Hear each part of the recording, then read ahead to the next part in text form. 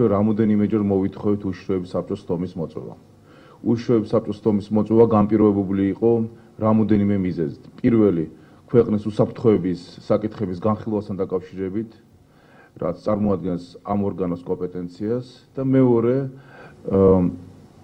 პრეზიდენტის უცხოეთში ვიზიტების თაობაზე, იქიდან გამომდინარე, საზოგადოება მოკლებულია ინფორმაციას, თუ რა მიზნით, რა დღის წესრიგით, რა ფორმატით, რა ხარჯებით და რა შედეგებით თავდება თითოეული ეს ვიზიტი, რაც განხორციელდა ბოლო 7 თვის განმავლობაში. უშიშროების საბჭოს თომა აუცილებლად უნდა იქნას მოწვეული და სამწუხაროდ პრეზიდენტის რეაგირება ჩვენს კანონიერ მოთხოვნაზე მოხდა მხოლოდ მას შემდეგ, როცა ყველამ შევიტყეთ ის სამწუხარო ფაქტი, რაც საოკუპაციო ხაზის გადმოწევას ეხება. თალკეულ დეპუტატების გადასაწყვეტი ეს საკითხი არ არის არც ჩატარება, არ ჩატარება და არც თვითმფრინავის თემატიკა.